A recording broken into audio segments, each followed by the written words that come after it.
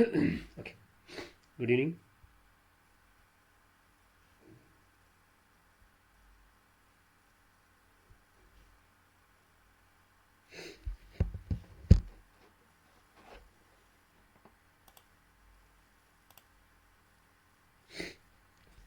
Good evening.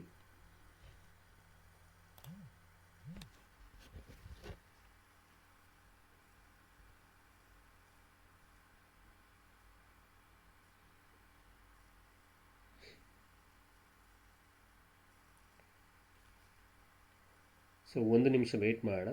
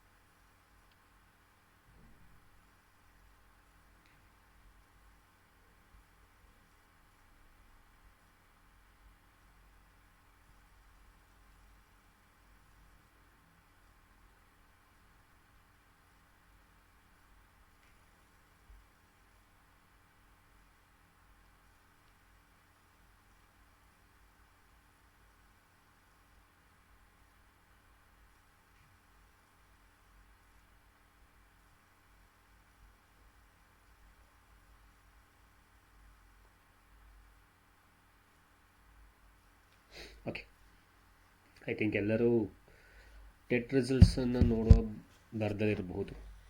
Okay okay, start ಮಾಡೋಣ.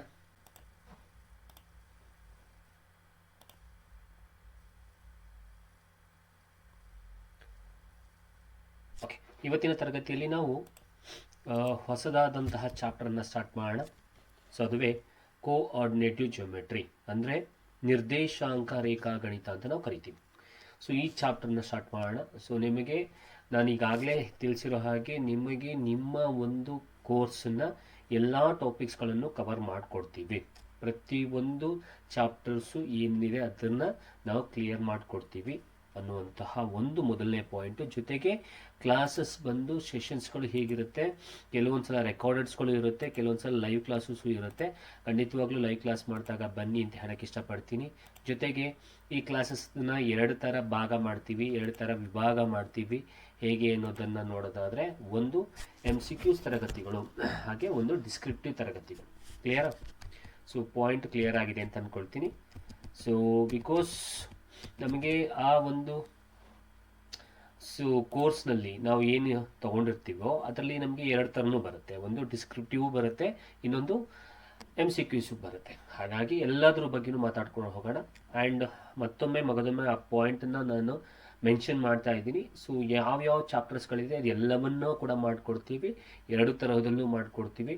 ಜೊತೆಗೆ previous years ಕ್ವಶನ್ಸ್ಗಳನ್ನು ತೊಗೊಳ್ತೀವಿ, ಅದನ್ನು ಮಾಡ್ಕೊಳ್ತೀವಿ. ಮಾಕ್ ಟೆಸ್ಟನ್ನು ಕೂಡ ಮಾಡಿಕೊಡ್ತೀವಿ. ಕ್ಲಿಯರ್ ಆಗಿದೆಯಾ? ಪಾಯಿಂಟ್ ಎಲ್ಲರಿಗೂ ಕ್ಲಿಯರ್ ಆಗಿದೆ ಅಂತ ಅಂದ್ಕೊಳ್ತೀನಿ. ಸರಿನಾ? ಸರಿ. ಸೊ ಒಂದು ನಿಮಿಷ, ನಾನು ಸೌಂಡ್ ಕ್ಲಿಯರ್ ಆಗಿದೆಯಾ ಅಂತ ನೋಡ್ಕೊಂಡ್ಬಿಡ್ತೀನಿ.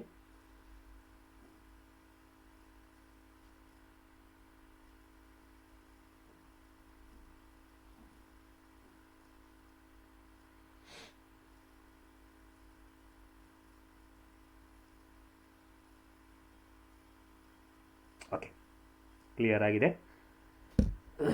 ಸರಿ, ಸ್ಟಾರ್ಟ್ ಮಾಡೋಣ.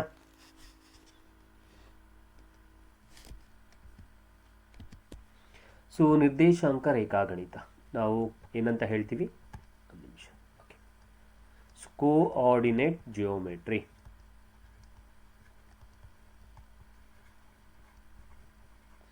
ಸೊ ಮೊದಲನೇದಾಗಿ ಇದರಲ್ಲಿ ಏನೇನು ಬರುತ್ತೆ, ಯಾವ್ದ್ಯಾವ್ದು ಟಾಪಿಕ್ಸ್ಗಳಿದೆ, ಯಾವ್ದ್ಯಾವ್ದು ಎಕ್ಸಾಮಿಗೆ ಬರುತ್ತೆ, ಸೊ ಮತ್ತು ಅದನ್ನು ಹೇಗೆ ಸಾಲ್ವ್ ಮಾಡೋದು ಅನ್ನೋಂಥದ್ರ ಬಗ್ಗೆ ಇನ್ ಡೀಟೇಲ್ ಆಗಿ ನಾವು ಮಾತಾಡ್ಕೊಂಡು ಹೋಗೋಣ. ಓಕೆ, ಸೊ ನಿರ್ದೇಶಾಂಕ ರೇಖಾಗಣಿತ ಕಾನ್ಸೆಪ್ಟ್ಸ್ ಬಂದು, ಕಾನ್ಸೆಪ್ಟ್ಸಲ್ಲಿ ನಾನು ಮೊದಲನೇದಾಗಿ ಕಾನ್ಸೆಪ್ಟ್ಸ್ನ ಹೇಳೋದಾದರೆ, ಈ ಒಂದು ಚಾಪ್ಟರ್ನಲ್ಲಿ ಬರುವಂಥದ್ದು distance formula. So distance formula ಅಂತ ಬರುತ್ತೆ. ಓಕೆನಾ? ಕನ್ನಡದಲ್ಲಿ ದೂರವನ್ನು ಕಂಡುಹಿಡಿಯೋ ಸೂತ್ರ, ದೂರವನ್ನು ಕಂಡುಹಿಡಿಯುವಂಥದ್ದು. ಎರಡನೇದು ಸೆಕ್ಷನ್ ಫಾರ್ಮುಲಾ. ಡಿಸ್ಟೆನ್ಸ್ ಫಾರ್ಮುಲಾ ಆದಮೇಲೆ ಸೆಕ್ಷನ್ ಫಾರ್ಮುಲಾ ಬರುತ್ತೆ. ಅಂದರೆ ಕನ್ನಡದಲ್ಲಿ ಭಾಗ ಪ್ರಮಾಣ ಸೂತ್ರ, ಭಾಗ ಪ್ರಮಾಣ ಸೂತ್ರ. ಆಮೇಲೆ ಈ ತರಗತಿಗಳು ನಿಮಗೆ 2 ಮಾಧ್ಯಮದಲ್ಲೂ ಇರುತ್ತೆ, ಅಂದರೆ ಇಂಗ್ಲೀಷ್ ಮಾಧ್ಯಮದಲ್ಲೂ ಕೂಡ ಇರುತ್ತೆ, ಕನ್ನಡ ಮಾಧ್ಯಮದಲ್ಲೂ ಇರುತ್ತೆ. ಎರಡೂ ಕೂಡ ಮೀಡಿಯಮ್ನ ಯೂಸ್ ಮಾಡ್ಕೊಂಡು ಮಾಡ್ತೀವಿ. ಪ್ರಶ್ನೆಗಳು ಕೂಡ ನಾನು ಹೇಳಿದಾಗೆ ಪ್ರಶ್ನೆಗಳನ್ನು ನಾವು ಹೇಗೆ ತಗೊಳ್ತೀವಿ ಅಂದರೆ ಕನ್ನಡ ಮತ್ತು ಇಂಗ್ಲೀಷ್ನಲ್ಲಿ ಎರಡರಲ್ಲೂ ತಗೊಳ್ತೀವಿ. ಮೂರನೇದು area of triangle. Area of triangle ಅರ್ಥ ಆಯ್ತಾ? ತ್ರಿಭುಜದ ವಿಸ್ತೀರ್ಣ.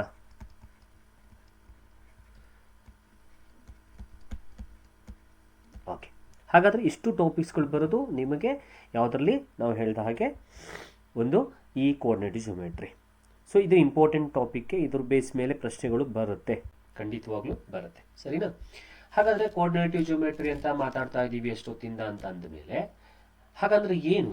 ಸೊ ಕೋಆರ್ಡಿನೇಟಿವ್ ಜಿಯೋಮೆಟ್ರಿ ಅಂದರೆ ಏನು? ಕೋಆರ್ಡಿನೇಟಿವ್ ಜಿಯೋಮೆಟ್ರಿ ಯಾಕೆ ಬೇಕು? ನಿರ್ದೇಶಕ ರೇಖಾಗಣಿತ ಅಂದರೆ ಏನು, ಯಾಕೆ ಬೇಕು? ಇದೆಲ್ಲವನ್ನು ಒಂದು ಸಿಂಪಲ್ ಆಗಿ ಮಾತಾಡಿ ಮುಂದುವರ್ಕೊಂಡು ಹೋಗೋಣ. So simple. So a system of geometry where the position of points on the plane is described using an ordered pair of numbers. ಈ ಕೋಆರ್ಡಿನೇಟಿವ್ ಜಿಯೋಮೆಟ್ರಿ ಅಂದರೆ ಒಂದು ಸಿಸ್ಟಮ್ ಇದೆ. ಸಿಸ್ಟಮ್ ಅಂತಂದರೆ ನಿಮ್ಗೆ ಗೊತ್ತಿದೆ. ಸೊ ಏನದು ಸಿಸ್ಟಮು? ಕಾರ್ಟೀಷಿಯನ್ ಪ್ಲೇನ್ ಅಂತ ನಾವೇನು ಹೇಳ್ತೀವಿ, ಜ್ಞಾಪಕದಲ್ಲಿ ಇದೆಯಾ ಕಾರ್ಟೀಷಿಯನ್ ಪ್ಲೇನು? ಸೊ ಅಂದರೆ ಗ್ರಾಫ್ ಹಾಕೋದು ಅಂತ ನಾವು ಕನ್ನಡದಲ್ಲಿ ಅಥವಾ ನಾರ್ಮಲ್ ಆಗಿ ಹೇಳ್ತೀವಿ. ಇದನ್ನು ಎಕ್ಸ್ ಆಕ್ಸಿಸ್ಸು, ಇದನ್ನು ವೈ ಆಕ್ಸಿಸ್ಸು, ಇದು ಎಕ್ಸ್ ಡ್ಯಾಶು, ಇದನ್ನು ವೈ ಆಕ್ಸಿಸು, ಇದು ವೈ ಡ್ಯಾಶು ಅಂತ ಹೇಳ್ತೀವಿ. ಅಂದರೆ ಇಲ್ಲಿ ಬರೋದೆಲ್ಲ ಪಾಸಿಟಿವ್, ಇಲ್ಲಿ ಬರೋದೆಲ್ಲ ನೆಗೆಟಿವ್, ಇಲ್ಲಿ ಬರೋದೆಲ್ಲ ಪಾಸಿಟಿವ್ ಮತ್ತು ಕೆಳಗೆ ಬರೋದೆಲ್ಲ ನೆಗೆಟಿವ್, ಹೌದಲ್ವಾ?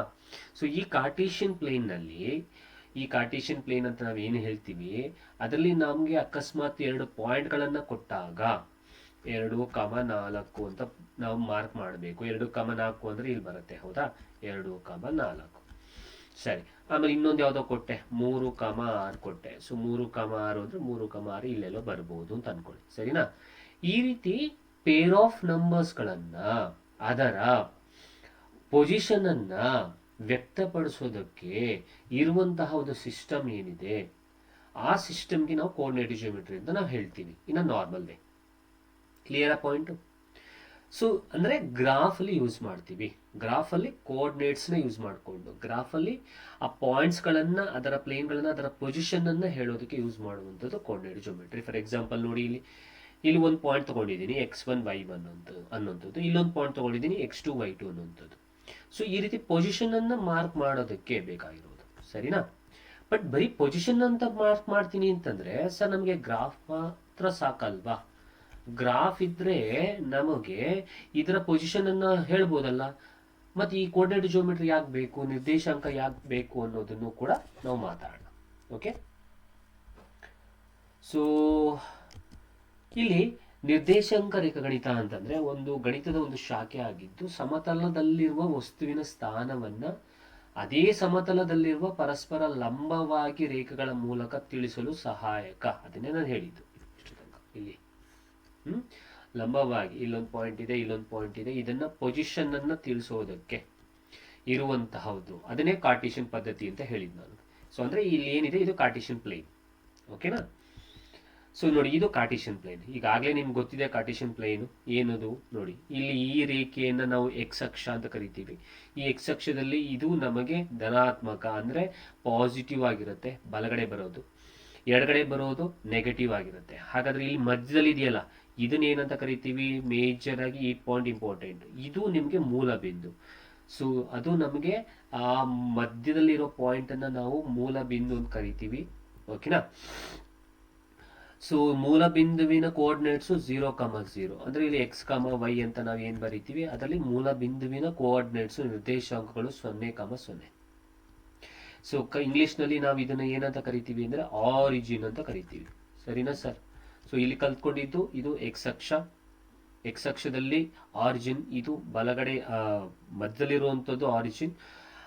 ಮೂಲ ಬಿಂದು, ಮೂಲ ಬಿಂದುವಿನಿಂದ ಬಲಗಡೆಗಿರೋದು ಪಾಸಿಟಿವ್, ಎಕ್ಸ್ ಅಕ್ಷದಲ್ಲಿ ಬರುವ ವ್ಯಾಲ್ಯೂಸ್ಗಳು ಪಾಸಿಟಿವ್, ಮತ್ತು ಇದು ಎಡಗಡೆಗೆ ಬರುವಂಥದ್ದು ನೆಗೆಟಿವ್ ವ್ಯಾಲ್ಯೂಸ್, ಅಂದ್ರೆ ನೆಗೆಟಿವ್ ಎಕ್ಸ್ ಆಕ್ಸಿಸ್ನ ವ್ಯಾಲ್ಯೂಸ್. ಅದೇ ತರ ಆರಿಜಿನ್ ಇಂದ ಮೇಲ್ಗಡೆ ಬರುವಂಥದ್ದು ವೈ ಅಕ್ಷದಲ್ಲಿ ಬರುವ ಪಾಸಿಟಿವ್ ವ್ಯಾಲ್ಯೂಸ್, ಮತ್ತು ಆರಿಜಿನ್ ಇಂದ ಕೆಳಗೆ ಬರುವಂತದ್ದು ನೆಗೆಟಿವ್ ನಿಂದ ಕೂಡಿರುವಂತಹ ವೈ ಅಕ್ಷದ ಬೆಲೆಗಳು. ಹಾಗಾದ್ರೆ ಈ ಲೈನ್ ಪೂರ ವೈ ಅಕ್ಷ.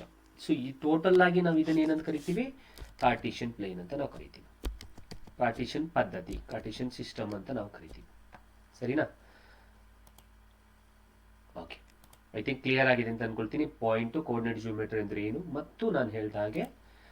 ಸೊ ಸಿಂಪಲ್, ಇಲ್ಲಿರೋದು ಎಕ್ಸ್ ಅಕ್ಷ, ಮಧ್ಯದಲ್ಲಿ ಇರೋದು ಆರಿಜಿನ್, ಬಲಭಾಗದ್ದು ಪಾಸಿಟಿವ್, ಎಡಭಾಗದ್ದು ನೆಗೆಟಿವ್, ಮೇಲೆ ಪಾಸಿಟಿವ್ ಕೆಳಗೆ negative. Clear? Okay, done. So ಮುಂದಿನ ಪಾಯಿಂಟ್ಗೆ ಹೋಗೋಣ.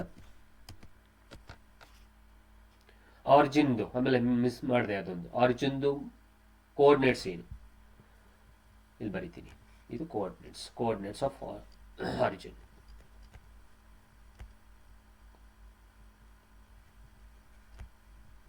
ನಿರ್ದೇಶಾಂಕಗಳು ಅಂತ ನಾವು ಕರಿತೀವಿ. ಸೊ ನಾನು ಈಗಾಗಲೇ ಹೇಳಿದಾಗೆ ಕೋಆರ್ಡಿನೇಟಿವ್ ಪ್ಲೇನ್ ಅಲ್ಲಿ ಎರಡು, ಒಂದು ಎಕ್ಸ್ ಅಕ್ಷ ಒಂದು ವೈ ಅಕ್ಷ ಅಂತ ಡಿವೈಡ್ ಮಾಡ್ತೀವಿ. ಮಧ್ಯದಲ್ಲಿ ಇರೋದು ಆರಿಜಿನ್. ಸೊ ಹಾರಿಜಾಂಟಲ್ ಲೈನ್ ಅನ್ನುವಂಥದ್ದು ಎಕ್ಸ್ ಆಕ್ಸಿಸ್, ವರ್ಟಿಕಲ್ ಲೈನ್ ಅಂತದ್ದು ವೈ ಆಕ್ಸಿಸ್. ಆರಿಜಿನ್ ಅಂತಂದ್ರೆ 0,0. ಕಾರ್ಟೇಶಿಯನ್ ವ್ಯವಸ್ಥೆ ಅಂದ್ರೆ ಎರಡು ಪರಸ್ಪರ ಲಂಬವಾಗಿರುವ ಸರಳ ರೇಖೆ. ಅದನ್ನೇ ನಾವು ಹೇಳಿದ್ದು. ಇಂಗ್ಲಿಷು ಕನ್ನಡ ಎರಡು ಮಾಧ್ಯಮದಲ್ಲೂ ಇರುತ್ತೆ ಅಂತ ಹೇಳಿದ್ನಲ್ಲ, ಅದರಲ್ಲಿ ನಾವು ಆ ಪ್ರತಿಯೊಂದು ಡೆಫಿನಿಷನ್ ಅನ್ನು ಕೂಡ ನಾವು ಯಾವ್ದ್ರಲ್ಲಿ ಇಟ್ಟಿರ್ತೀವಿ, ಎರಡು ಮಾಧ್ಯಮದಲ್ಲೂ ಇಟ್ಟಿರ್ತೀವಿ. ಒಂದು ಕನ್ನಡ ಮಾಧ್ಯಮ ಮತ್ತು ಇಂಗ್ಲಿಷ್ ಮಾಧ್ಯಮ, ಎರಡರಲ್ಲೂ ಇಟ್ಟಿರ್ತೀವಿ. ಡೆಫಿನಿಷನ್ ಅನ್ನು ಹೇಳ್ತೀವಿ, ಪ್ರಶ್ನೆಗಳನ್ನು ತಗೊಂಡಾಗ್ಲೂ ಅದನ್ನು ಕೂಡ ಎರಡು ಮಾಧ್ಯಮದಲ್ಲೂ ಹೇಳ್ತೀವಿ.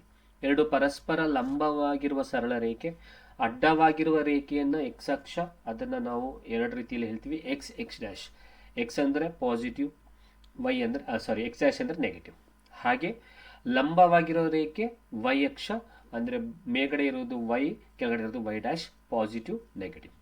ಓಕೆ, ಎರಡು ರೇಖೆಗಳನ್ನು ಛೇದಿಸುವ ಬಿಂದು ಅಂದ್ರೆ ಇಂಟರ್ಸೆಕ್ಟಿಂಗ್ ಪಾಯಿಂಟ್, ಮಧ್ಯದಲ್ಲಿರೋ ಪಾಯಿಂಟ್ ಅನ್ನು ನಾವು ಏನಂತ ಕರಿತೀವಿ, ಈಗಾಗಲೇ ಹೇಳಿರೋ ಹಾಗೆ ಅದೇ ಆರಿಜಿನ್ ಅಂದ್ರೆ ಮೂಲ ಬಿಂದು. ಓಕೆನಾ?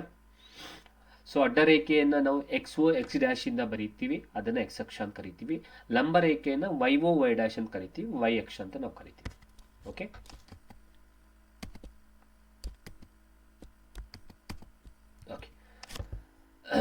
ಮತ್ತು ಇಲ್ಲಿ ಇಂಪಾರ್ಟೆಂಟ್ ಆಗಿ ಕಲಿಬೇಕಾಗಿರುವಂಥದ್ದು ಈ ಒಂದು ಕ್ವಾಡ್ರೆಂಟ್ ಬಗ್ಗೆ, ಚತುರ್ಥಕಗಳ ಬಗ್ಗೆ ಅಂತ ನಾವು ಕರಿತೀವಿ. ಈ ಚತುರ್ಥಕ ಅಂದ್ರೆ ಏನು, ಇದು ಇಂಪಾರ್ಟೆಂಟ್. ನಾನು ಹೇಳಿದಾಗೆ ಪ್ರತಿ ಒಂದು ಪಾಯಿಂಟನ್ನು ಬಿಡಲ್ಲ, ಎಲ್ಲ ಪಾಯಿಂಟನ್ನು ಕೂಡ ಹೇಳ್ಕೊಡ್ತೀವಿ. ಸೊ ಯಾವುದ್ಯಾವ್ದು ಬೇಕು ನಿಮಗೆ, ಯಾವುದ್ಯಾವ್ದು ಎಕ್ಸಾಮಿಗೆ ಬೇಕು, ಬೇಸಿಕ್ನ ಕಲ್ತ್ಕೊಂಡ್ಬಿಟ್ರೆ ಸಾಕು. ಬೇಸಿಕ್ಕು ಕಾನ್ಸೆಪ್ಟ್ನ ಕಲ್ತ್ಕೊಂಡ್ರೆ ನಿಮ್ಗೆ ಎಲ್ಲವೂ ಕೂಡ ಅದರ ಬೇಸ್ ಮೇಲೆ ಪ್ರಶ್ನೆಗಳನ್ನ ಕೇಳಲೇಬೇಕು. ಅದರ ಬೇಸ್ ಮೇಲೆ ಕ್ವಶನ್ಗಳನ್ನ ಕೇಳಿದಾಗ ಆನ್ಸರ್ ಮಾಡೋದಕ್ಕೆ ಸರಿ ಆಗುತ್ತೆ. ಸೊ ಇಲ್ಲಿ ನಮಗೆ ಇದೇನಿದು, ಇದು ಎಕ್ಸ್ ಆಗುತ್ತೆ, ಇದು ಎಕ್ಸ್ ಡ್ಯಾಶ್ ಆಗುತ್ತೆ, ಇದು ಆರಿಜಿನ್ ಆಗುತ್ತೆ, ಇದು ವೈ ಆಗುತ್ತೆ, ಇದು ವೈ ಡ್ಯಾಶ್ ಆಗುತ್ತೆ. ಹಾಗಾದ್ರೆ ಇಲ್ಲಿರೋ ಪ್ರದೇಶಗಳನ್ನ ಅಂದ್ರೆ ಇದೇನು ಕಾಣ್ತಾ ಇದೆ, ಈ ಒಂದು ಮಾರ್ಕ್ ಪಾಯಿಂಟ್ ಅನ್ನ ಬರಿತಾ ಇದ್ದೀನಿ, ಈ ಏರಿಯಾಗಳನ್ನ ನಾವು ಏನಂತ ಕರಿತೀವಿ, ಅದಕ್ಕೊಂದು ಹೆಸರಿದೆ. ಸೊ ಅದೇ ಕ್ವಾಡ್ರೆಂಟ್ ಅಂತ. ಇದು ಮೊದಲನೇ ಏರಿಯಾ, ಇದಕ್ಕೆ ಏನಂತ ಹೆಸರಿದೆ ಮತ್ತು ಇದಕ್ಕೆ ಚಿಹ್ನೆಗಳು ಇದೆ. ಇದಕ್ಕೆ ಏನಂತ ಕರಿತೀವಿ ಮತ್ತು ಈ ಏರಿಯಾಗೆ ಏನಂತ ಕರಿತೀವಿ. ಸೊ ಅದರಲ್ಲಿ ನಮಗೆ ಈ ಬರ್ದಿರುವಂತಹ ಒಂದು ಕಾರ್ಟೀಷಿಯನ್ ಪದ್ಧತಿಯಲ್ಲಿ ಈ ಏರಿಯಾವನ್ನ ನಾವೇನಂತ ಕರಿತೀವಿ ಅಂದ್ರೆ ಮೊದಲನೇ ಚತುರ್ಥಕ, ಒಂದನೇ ಚತುರ್ಥಕ ಅಂತ ಕರಿತೀವಿ. ಇಂಗ್ಲಿಷ್ನಲ್ಲಿ ಫಸ್ಟ್ ಕ್ವಾಡ್ರೆಂಟ್ ಅಂತ ನಾವು ಕರಿತೀವಿ. ಮತ್ತು ಅದರ ಚಿಹ್ನೆ ಏನಿರುತ್ತೆ ನೋಡಿ, ಈ ಪ್ರದೇಶವನ್ನ ನಾವು ಫಸ್ಟ್ ಕ್ವಾಡ್ರೆಂಟ್, ಮೊದಲನೇ ಚತುರ್ಥಕ. ಸೊ ಇಲ್ಲಿ ನಮಗೆ ಚಿಹ್ನೆಗಳು ಯಾವ್ದಾವ್ದು ಬರುತ್ತೆ ಅಂತಂದ್ರೆ ನೋಡಿ, ಚಿಹ್ನೆಗಳು ಹೆಂಗ್ ತಗೋಬೇಕು ನೋಡಿ, ಚಿಹ್ನೆಗಳು ಮೊದಲು ಎಕ್ಸ್ ಆಕ್ಸಿಸ್ದೇ ತಗೋಬೇಕು. ಎಕ್ಸ್ ಆಕ್ಸಿಸ್ ಅಂತಂದ್ರೆ ಇಲ್ಲಿ ಬರುವಂಥದ್ದು ಪಾಸಿಟಿವ್, ಹಾಗೆ ಇಲ್ಲಿ ಬರುವಂಥದ್ದು ಪಾಸಿಟಿವ್. ಹಾಗಾದ್ರೆ ಮೊದಲನೇ ಚತುರ್ಥಕದಲ್ಲಿ ಬರುವ ಚಿಹ್ನೆ ಪ್ಲಸ್ ಕಾಮ ಪ್ಲಸ್. ಸರಿನಾ? ಇದು ಮೊದಲನೇ ಚತುರ್ಥಕ. ಅದೇ ತರ ಎರಡನೇ ಚತುರ್ಥಕ ಬಂದ್ರೆ, ಎರಡನೇ ಚತುರ್ಥಕ ಅಂದ್ರೆ ಈ ಪ್ರದೇಶ ಇಲ್ಲಿದೆಯಲ್ಲ, ಈ ಪ್ರದೇಶವನ್ನ ತಗೊಳ್ಳುವಂಥದ್ದು, ಅದು ಎರಡನೇ ಚತುರ್ಥಕ ಅಂತ ನಾವು ಕರಿತೀವಿ. ಅಥವಾ ನಾವೇನಂತ ಕರಿತೀವಿ, ಅದನ್ನ ಸೆಕೆಂಡ್ ಕ್ವಾಡ್ರೆಂಟ್ ಅಂತ ನಾವು ಕರಿತೀವಿ. ಸರಿನಾ? ಆ ಸೆಕೆಂಡ್ ಕ್ವಾಡ್ರೆಂಟ್ ಅಲ್ಲಿ ಬರೋ ಚಿಹ್ನೆಗಳು ಯಾವ್ದು? ಸೊ ಮೊದಲು ಎಕ್ಸ್ ಅಕ್ಷದಲ್ಲಿ ತಗೊಂಡ್ರೆ ಇಲ್ಲಿ ಮೈನಸ್ ಬರುತ್ತೆ, ಇಲ್ಲಿ ಪ್ಲಸ್ ಬರುತ್ತೆ. ಹಾಗಾದ್ರೆ ಇಲ್ಲಿ ನಿಮ್ಗೆ ಚಿಹ್ನೆಗಳು ಬರೋದು ಮೈನಸ್ ಕಾಮ ಪ್ಲಸ್ ಅನ್ನೋದು. ಸರಿನಾ? ಮುಂದಿನದು ಮೂರನೇದು.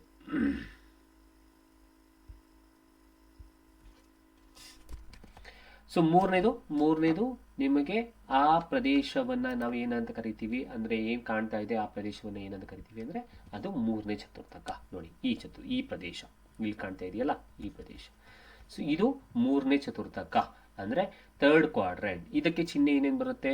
ಎಕ್ಸ್ ಅಕ್ಷದ ತಗೊಂಡ್ರೆ ಮೈನಸ್ಸು, ವೈ ಅಕ್ಷದ ತಗೊಂಡ್ರೆ minus, so minus comma minus. ಹಾಗೆ ಇದು 4ನೇ ಚತುರ್ಥಕ ಅಂದರೆ ಫೋರ್ತ್ ಕ್ವಾಡ್ರೆಂಟ್. ಇದರಲ್ಲಿ ಎಕ್ಸ್ ಅಕ್ಷದ ತಗೊಂಡ್ರೆ ಪ್ಲಸ್ಸು, ವೈ ಅಕ್ಷದ ತಗೊಂಡ್ರೆ ಮೈನಸ್. ಸೊ 4 ಚತುರ್ಥಕಗಳು ಬರ್ತವೆ. ಮೊದಲನೇದು, ಎರಡನೇದು, ಮೂರನೇದು, ನಾಲ್ಕನೇದು. ಚಿಹ್ನೆಗಳು ಕ್ವಾಡ್ರೆಂಟಲ್ಲಿ ಬರೋದು, ಫಸ್ಟ್ ಕ್ವಾಡ್ರೆಂಟಲ್ಲಿ ಪ್ಲಸ್ಸು ಪ್ಲಸ್ಸು, ಸೆಕೆಂಡಲ್ಲಿ ಮೈನಸ್ಸು ಪ್ಲಸ್ಸು, ಥರ್ಡಲ್ಲಿ ಮೈನಸ್ಸು ಮೈನಸ್ಸು, ಫೋರ್ತಲ್ಲಿ ಪ್ಲಸ್ಸು ಮೈನಸ್ಸು. ಸರಿನಾ ಸರ್? ಸೊ ಇದೇ ಇಷ್ಟು ತನಕ ನಾವು ಮಾತಾಡಿದ್ದದ್ದು ಕ್ವಾಡ್ರೆಂಟ್ನ ಬಗ್ಗೆ. Plus plus, minus plus, minus minus, plus minus. ಸರಿನಾ sir? Okay. And one more name is there. ಅಂದರೆ ಈ ಕ್ವಾಡ್ರೆಂಟ್ಸ್ಗಳಿಗೆ ಏನಿದೆ ಅದಕ್ಕೆ ನಮಗೆ ಇನ್ನೊಂದು ಹೆಸರಿದೆ. ಆ ಹೆಸರನ್ನು ನಾವು ತಿಳ್ಕೊಳ್ಳೋಣ. ಏನದು ಹೆಸರು ಅನ್ನೋದನ್ನು ಕೂಡ ಹೇಳ್ತೀನಿ. ಅಂದರೆ ಎಕ್ಸ್ ಅಕ್ಷದ ಎಕ್ಸ್ ಅಕ್ಷ ಏನಿದೆ, ಎಕ್ಸ್ ಆಕ್ಸಿಸ್ ಅಂತ ಏನಿದೆ, ಅದನ್ನು ನಾವು ಇನ್ನೊಂದು ಹೆಸರಿಂದ ಕರಿತೀವಿ. ಅದೇ ಆಬ್ಸಿಸಾ ಅಂತ ನಾವು ಕರಿತೀವಿ. ಏನಂತ ಕರಿತೀವಿ? ಆಬ್ಸಿಸಾ. ಓಕೆ. ಸೊ ವೈ ಅಕ್ಷದಲ್ಲಿ ವೈ ಆಕ್ಸಿಸ್ಗೆ ನಾವು ಅದನ್ನು ಏನಂತ ಕರಿತೀವಿ ಅಂತಂದರೆ ಅದನ್ನು ನಾವು ಆರ್ಡಿನೇಟ್ಸ್ ಅಂತ ಕರಿತೀವಿ. ಅರ್ಥ ಆಯ್ತಾ? ಒಂದು ಆಬ್ಸಿಸಾ, ಇನ್ನೊಂದು ಆರ್ಡಿನೇಟ್ಸ್. ಕ್ಲಿಯರ್?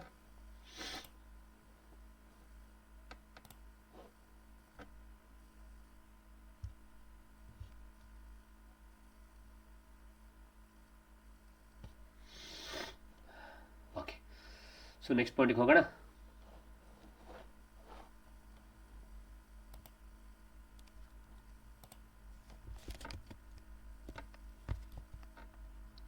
ಸೊ ಇದಾಗಲೇ ಈಗ ಮಾತಾಡಿದ್ದೀವಿ ನಾವು ಕ್ವಾಡ್ರೆಂಟ್ ಬಗ್ಗೆ. ನೆಕ್ಸ್ಟ್ ಮಾರ್ಕ್ ಮಾಡೋದು ಹೇಗೆ? ನಿರ್ದೇಶಾಂಕಗಳನ್ನು ನಾವು ಮಾರ್ಕ್ ಮಾಡೋದು ಹೇಗೆ? ನಿರ್ದೇಶಾಂಕಗಳಂದರೆ ಒಂದು ಪೇರ್. ನಾವು ಫಸ್ಟೇ ಕೋಆರ್ಡಿನೇಟ್ ಜಿಯೋಮೆಟ್ರಿಯಲ್ಲಿ ಮಾತಾಡ್ಬೇಕಾದ್ರೆ ಹೇಳಿದೆ ಪೇರ್ ಆಫ್ ಪಾಯಿಂಟ್ಸ್ ಇರುತ್ತೆ 3,4. ಈಗ 3,4 ಇದೆ ಅಂತಂದರೆ ಅದನ್ನು ಮಾರ್ಕ್ ಮಾಡಬೇಕು ಅಂದರೆ ಇಲ್ಲಿ ಏನು ಪೇರ್ ಆಫ್ ಕೋಆರ್ಡಿನೇಟ್ಸ್ ಕೊಟ್ಟಿರ್ತೀವಿ, ಅಂದರೆ ಜೋಡಿ ಸಂಖ್ಯೆಗಳು ಕೊಟ್ಟಿರ್ತೀವಿ, ಅದರಲ್ಲಿ ಮೊದಲನೇದು ಎಕ್ಸ್ ಅಕ್ಷಕ್ಕೆ ಬರುತ್ತೆ, ಎರಡನೇದು ವೈ ಅಕ್ಷಕ್ಕೆ ಬರುತ್ತೆ. ಸೊ ಕೋಆರ್ಡಿನೇಟ್ನ ಮಾರ್ಕ್ ಮಾಡೋದು ಹೇಗೆ?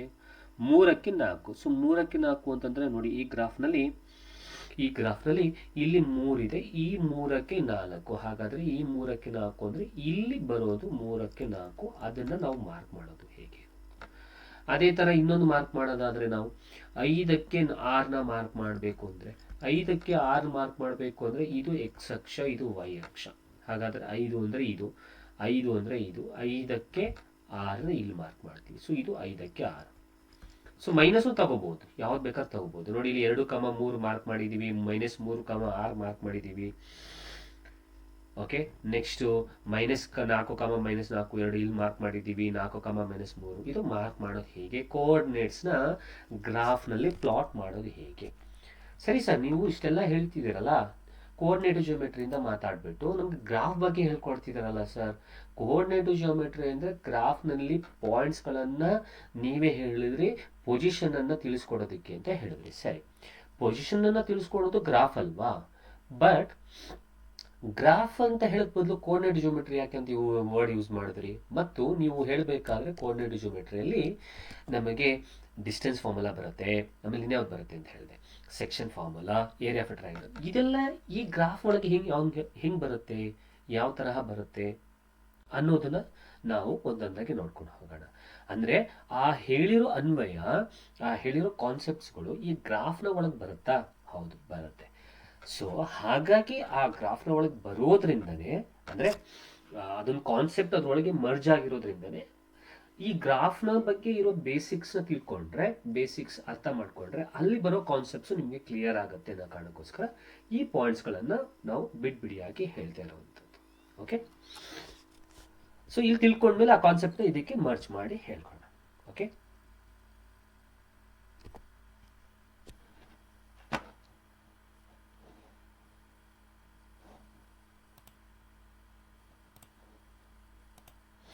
ಓಕೆ, ಹಾಗಾದರೆ ಒಂದೊಂದಾಗಿ ಮಾತಾಡ್ಕೊಂಡು ಹೋಗೋದಾದ್ರೆ ನೆಕ್ಸ್ಟು, ಸೊ ಕನ್ನಡದಲ್ಲಿ ಆಪ್ಸಿಸ ಮತ್ತು ಆರ್ಡಿನೇಟ್ಸ್ ಅಂತ ಹೇಳಿದೆ, ಗೊತ್ತಾ? 4ದಲ್ಲಿ ಇದೆಯಾ? ಸೊ ಕನ್ನಡದಲ್ಲಿ ಎಕ್ಸ್ ಅಕ್ಷಕ್ಕೆ ಇನ್ನೊಂದು ಹೆಸರು ಕ್ಷಿತಿಜ ದೂರ, ಎಕ್ಸ್ ನಿರ್ದೇಶಾಂಕಗಳೇನಿರುತ್ತಲ್ಲ ಅದಕ್ಕೆ. ಹಾಗೆ ವೈ ಅಕ್ಷಕ್ಕೆ ವೈ ನಿರ್ದೇಶಾಂಕಗಳಿಗೆ ಲಂಬ ದೂರ ಅಂತ ನಾವು ಕರಿತೀವಿ. ಆಮೇಲೆ ಮೇಜರ್ ಆಗಿ ಪಾಯಿಂಟ್ ಟು ಬಿ ನೋಟೆಡ್, ಇಲ್ಲಿ ಪಾಯಿಂಟ್ ಟು ಬಿ ನೋಟೆಡ್ ಅಂತ ಬರ್ಬಿಟ್ಟು ಬರಿತೀನಿ ನೋಡಿ, IMP. ಏನದು ನೋಡಿ? ಆರಿಜಿನ್ ಅಂದ್ರೆ ಮೂಲ ಬಿಂದುವಿನ ನಿರ್ದೇಶಾಂಕಗಳು ಎಕ್ಸ್ ಕಾಮ ವೈ ಅಥವಾ 0,0. ನೆಕ್ಸ್ಟ್ ಎಕ್ಸ್ ಅಕ್ಷದ್ದು ಎಕ್ಸ್ ಆಕ್ಸಿಸ್ದು ನಿಮಗೆ ಕೋಆರ್ಡಿನೇಟ್ಸ್ ಬರೀ ಎಕ್ಸ್ ಆಕ್ಸಿಸ್ದು ಕೇಳಿದ್ರೆ ಆಗ ನೀವು ಬರಿಬೇಕಾದ್ರು ಎಕ್ಸ್ ಕಾಮ 0. ನೆಕ್ಸ್ಟ್ ವೈ ಅಕ್ಷದ್ದು ಕೇಳಿದ್ರೆ ಆಗ ನೀವು ಬರಿಬೇಕಾದ್ರು 0, ವೈ. ಇಷ್ಟು ತಲೆ ಇಟ್ಕೊಂಡಿರಿ. ಓಕೆ, ಸೇಮ್ ನೋಡಿ, ಎಕ್ಸ್ ಅಕ್ಷದ ಮೇಲಿನ ಬಿಂದುವಿನ ನಿರ್ದೇಶಾಂಕಗಳು ಎಕ್ಸ್ ಕಾಮ 0 ಮತ್ತು ವೈ ಅಕ್ಷದ ಮೇಲಿನ ನಿರ್ದೇಶಾಂಕಗಳು 0, ವೈ ರೂಪದಲ್ಲಿರುತ್ತೆ. ಓಕೆ, ನಾವು will move on to the coordinate geometry. Okay, ಈಗಾಗಲೇ ಡೆಫಿನೇಷನ್ ಹೇಳಿದ್ದೀನಿ. The position of the point is defined using ಕೋಆರ್ಡಿನೇಟ್ಸ್ನ ಯೂಸ್ ಮಾಡಿಕೊಂಡು ನಾವು ಆ ಪೊಸಿಷನ್ ಅನ್ನ, ಆ ಕೋಆರ್ಡಿನೇಟ್ಸ್ ಅನ್ನ, ಅದರ ಒಂದು ಪೊಸಿಷನ್ ಅನ್ನ ಹೇಳುವಂಥದಕ್ಕೆ ಯೂಸ್ ಮಾಡುವಂಥದ್ದೇ ಕೋಆರ್ಡಿನೇಟ್ ಜಿಯೋಮೆಟ್ರಿ.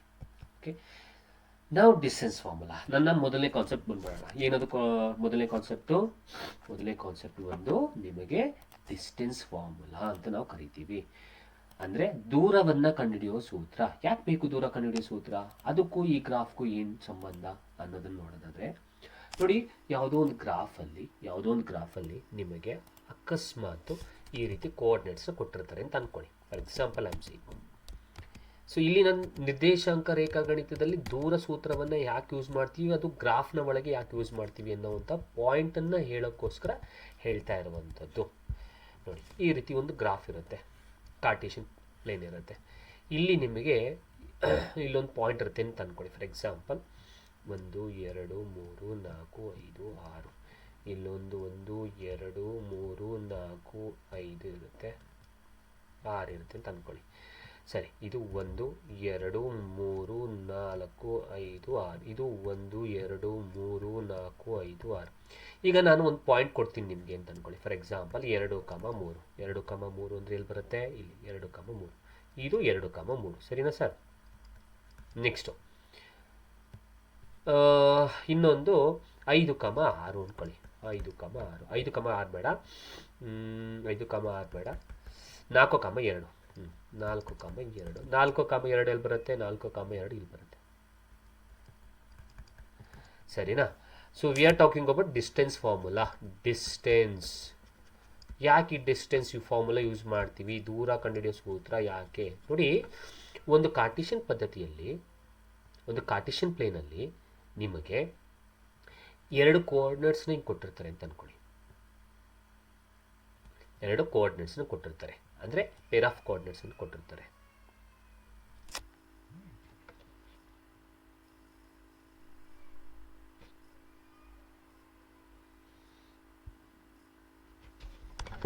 ಒಂದು ಸೆಕೆಂಡ್ ಬರ್ತೀನಿ.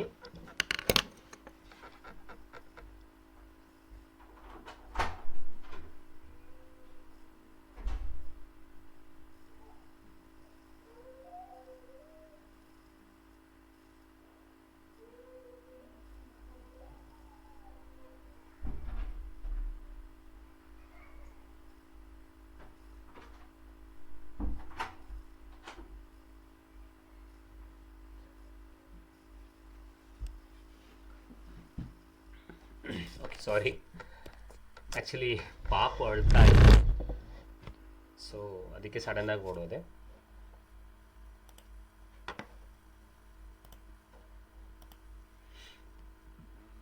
ಓಕೆ, ಕಂಟಿನ್ಯೂ ಮಾಡೋಣ. ಓಕೆ, ನಾನು ಏನು ಹೇಳ್ತಿದ್ದೆ ಪಾಯಿಂಟು? ಈಗ 2 ಕೋಆರ್ಡಿನೇಟ್ಸ್ ಕೊಡ್ತೀವಿ. ಓಕೆ, 2 ಕೋಆರ್ಡಿನೇಟ್ಸ್ ಕೊಟ್ಟಿದ್ದೀವಿ. ಸೊ ಆ 2 ಕೋಆರ್ಡಿನೇಟ್ಸ್ನ ನಾವೇನು ಕೊಟ್ಟಿದ್ದೋ ಆ ಕೋಆರ್ಡಿನೇಟ್ಸ್ ಯಾವ್ದು 2,3 4,2 ಇದನ್ನು ಮಾರ್ಕ್ ಮಾಡೋಕ್ಕೆ ಹೇಳಿದ್ದು ಗ್ರಾಫಲ್ಲಿ. ಹೌದಾ? 2,3 ಇಲ್ಲಿ ಮಾಡ್ಕೊಂಡಿದ್ದೀರಾ, 4,2 ಇಲ್ಲಿ ಮಾರ್ಕ್ ಮಾಡಿದ್ದೀರಾ. ಈಗ ಪ್ರಶ್ನೆನ ನಾನೇನು ನಿಮ್ಗೆ ಕೇಳ್ತೀನಿ, ಹಾಗಾದರೆ ಈ 2 ನಿರ್ದೇಶಾಂಕಗಳು, ಪೇರ್ ಆಫ್ ನಿರ್ದೇಶಾಂಕಗಳು ಕೊಟ್ಟಿದ್ದೀನಲ್ಲ, ಕೊಟ್ಟಿರೋ ನಿರ್ದೇಶಾಂಕಗಳ ನಡುವಿನ ದೂರ ಎಷ್ಟಿದೆ? ಅರ್ಥ ಮಾಡ್ಕೊಳ್ಳಿ, ದೂರ ಎಷ್ಟಿದೆ? ಆ ದೂರವನ್ನ ಕಂಡುಹಿಡಿಯೋದಕ್ಕೆ what is the distance between these 2 coordinates, pair of coordinates ಅಂತ ಕೇಳಿದಾಗ ಆಗ ಇವೆರಡರ ನಡುವಿನ ದೂರವನ್ನು ಕಂಡುಹಿಡಿಯೋದಕ್ಕೆ ನಾವು ಯೂಸ್ ಮಾಡೋದೇ ಡಿಸ್ಟೆನ್ಸ್ ಫಾರ್ಮುಲಾ, ದೂರ ಕಂಡು ಹಿಡಿಯುವ ಸೂತ್ರ. ಅರ್ಥ ಆಯ್ತಾ ಸರ್?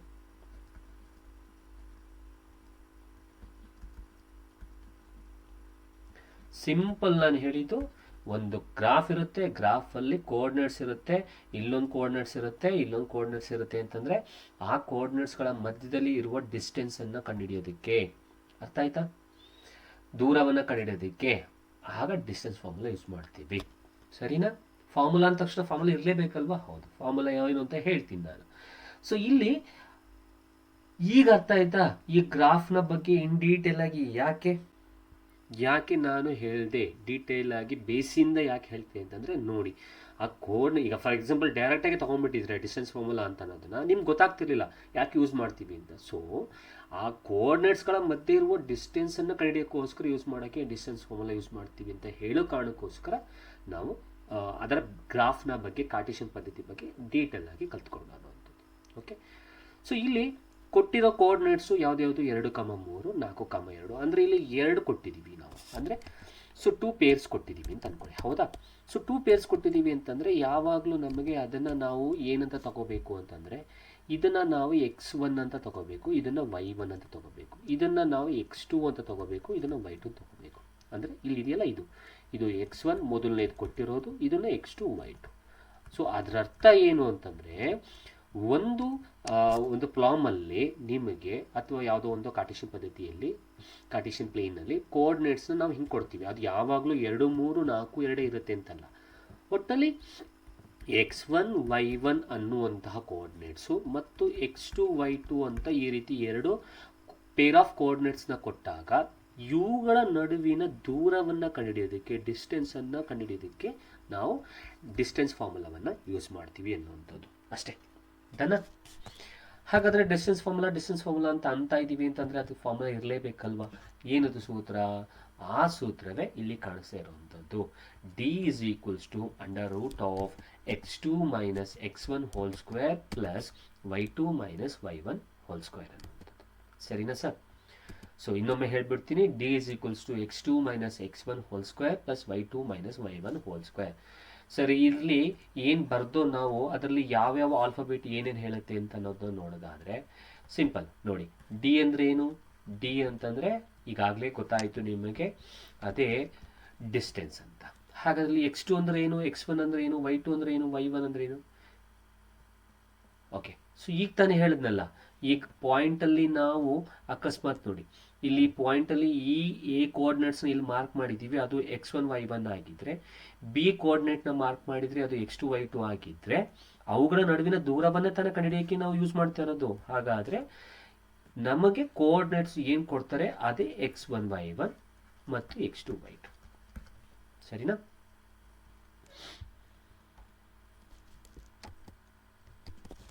ಸರಿ, ಹಾಗಾದರೆ ಫಾರ್ಮುಲಾ ಸಿಕ್ಕಿದೆ. ಈಗೇನು ಮಾಡೋಣ, ಡೈರೆಕ್ಟಾಗಿ ನಾವು ಒಂದೊಂದಾಗೆ ಪ್ರಾಬ್ಲಮ್ಗಳನ್ನ ತಗೊಂಡು ಮಾಡಿಕೊಂಡು ಹೋಗೋಣ ಅನ್ನುವಂಥದ್ದು.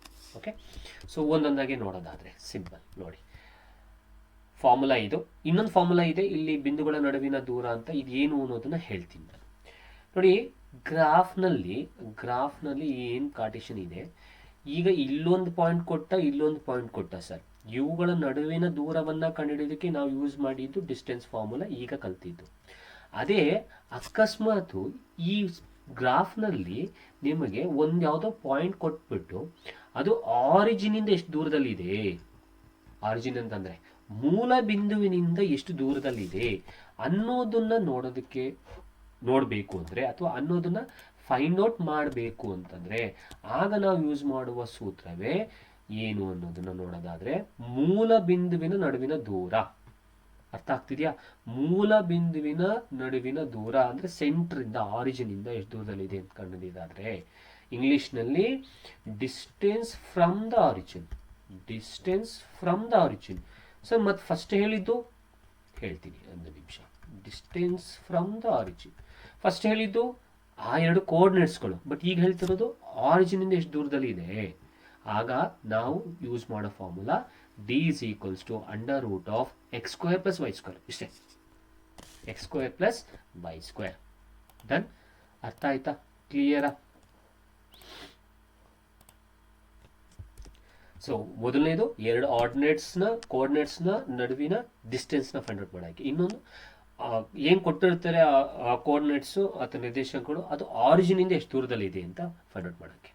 ಒಂದು D is equals to under root of x2 minus x1 whole square plus y2 minus y1 whole square. ಇನ್ನೊಂದು D is equals to under root of x square plus y square. Simple thing, clear ಆಗಿದೆ ಅಂತ ಅಂದ್ಕೊಳ್ತೀನಿ. ಈಗ ಒಂದೊಂದೇ ಪ್ರಾಬ್ಲಮ್ಗಳನ್ನ ತಗೊಂಡು ಹೋಗೋಣ. So ಪ್ರಾಬ್ಲಮ್ಗಳನ್ನ solve ಮಾಡ್ಕೊಂಡು ಹೋಗೋಣ.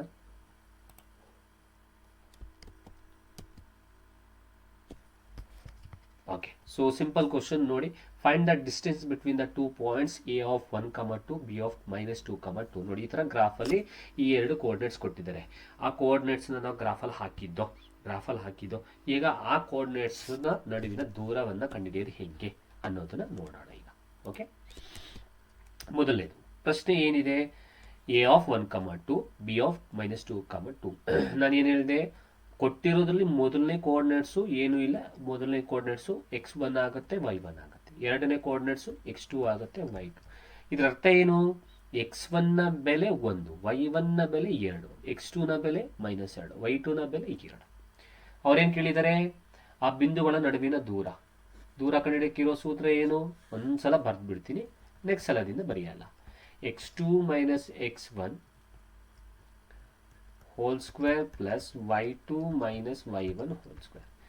ನೋಡಿ, ಕ್ವಶನ್ ಇದೆ, ಡೇಟಾ ಇದೆ, ಡೇಟಾದಲ್ಲಿ ಫಾರ್ಮುಲಾ ಇದೆ. ಆ ಡೇಟಾವನ್ನು ಫಾರ್ಮುಲಾಗೆ ಹಾಕಿ ಸಿಂಪ್ಲಿಫೈ ಮಾಡೋಣ ಅಷ್ಟೇ. ಅರ್ಥ ಆಯ್ತಾ? ಅಲ್ಲಿ ಏನಿದೆ ಬೆಲೆ ಅದನ್ನ ಇಲ್ಲಿ ಆದೇಶಿಸಿ ಫಾರ್ಮುಲಾಗೆ ಆನ್ಸರ್ ಸಿಗುತ್ತಲ್ಲ. ಸರಿ, ಈ ಕೊಟ್ಟಿರೋ ಬೆಲೆಗಳಲ್ಲಿ x2 ಎಷ್ಟು? x2 ಅಂದರೆ -2. ಸೊ -2, ಇಲ್ಲಿ ಮೈನಸ್ ಇದೆ, ಮೈನಸ್ಸು. x1 ಅಂದರೆ 1 ಹೋಲ್ ಸ್ಕ್ವೇರ್ ಪ್ಲಸ್ y2 ಅಂದರೆ 2 ಮೈನಸ್ y1 ಅಂದರೆ 2 whole square. So therefore d is equals to under root of 2, 1, -2 -1 ಅಂದರೆ -3 ಹೋಲ್ ಸ್ಕ್ವೇರ್ ಪ್ಲಸ್ 2 ಹೋದರೆ 0 ಹೋಲ್ ಸ್ಕ್ವೇರ್. ಹಾಗಾದರೆ d is equals to under root of -3 square ಅಂದರೆ +9 plus 0. So -3 square ಅಂದರೆ -3 into -3, 3 9, minus into minus plus. So 9 plus 0 9 ಆಗುತ್ತೆ, √9. √9ರ ಬೆಲೆ ಎಷ್ಟು? √9ರ ಬೆಲೆ 3. ಹಾಗಾದರೆ ಡಿಸ್ಟೆನ್ಸ್ ಎಷ್ಟು ಬಂದಂಗಾಯಿತು ಅಂದರೆ 3 ಯೂನಿಟ್ಸ್ ಬಂದಂಗಾಯಿತು. ಎಷ್ಟು ಯೂನಿಟ್ಸ್ ಬಂದಂಗಾಯಿತು? 3 ಯೂನಿಟ್ಸ್ ಬಂದಂಗಾಯಿತು. ಅರ್ಥ ಆಯ್ತಾ? ಕ್ಲಿಯರ್ ಆಗಿದೆ ಅಂತ ಅಂದ್ಕೊಳ್ತೀನಿ. ಸೊ ಡಿಸ್ಟೆನ್ಸ್ ಫಾರ್ಮುಲಾ ಯಾಕೆ ಯೂಸ್ ಮಾಡ್ತೇವೆ ಮತ್ತು ಅದನ್ನು ಹೆಂಗೆ ಯೂಸ್ ಮಾಡಿಕೊಂಡು ಮಾಡೋದು ಅನ್ನುವಂಥದ್ದು. ಓಕೆ,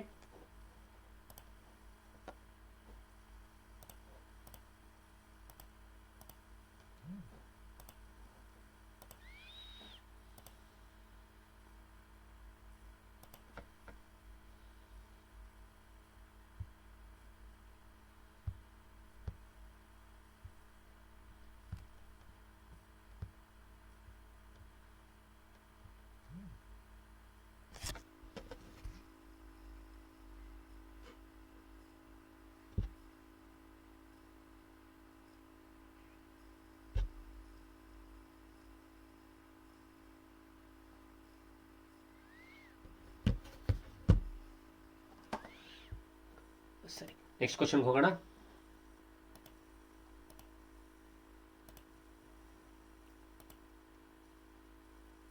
ಸಿಂಪಲ್ ಡಿಸ್ಟೆನ್ಸ್ ಫಾರ್ಮುಲಾ ಇರುತ್ತೆ. ಕ್ವಶನ್ ಅಲ್ಲಿ ಡೇಟಾ ಕೊಟ್ಟಿರ್ತಾರೆ, ವ್ಯಾಲ್ಯೂ ಕೊಟ್ಟಿರ್ತಾರೆ. ಅದನ್ನು x1 y1 x2 y2 ಹಾಕೊಳ್ಳಿ. ಫಾರ್ಮುಲಾ ಹಾಕಿ, ಫಾರ್ಮುಲಾದಲ್ಲಿ x1 ಜಾಗದಲ್ಲಿ x1, x2 ಜಾಗದಲ್ಲಿ x2, y1 ಜಾಗದಲ್ಲಿ y1, y2 ಜಾಗದಲ್ಲಿ y2 ಹಾಕೊಂಡು ಸಿಂಪ್ಲಿಫೈ ಮಾಡಿದ್ರೆ ಮುಗಿದ ಕೆಲಸ. ಓಕೆ, ಮುಂದಿನ ಪ್ರಶ್ನೆ.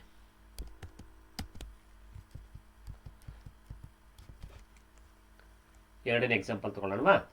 ಎರಡನೇ ಎಕ್ಸಾಂಪಲ್ 2, 3, 4, 5.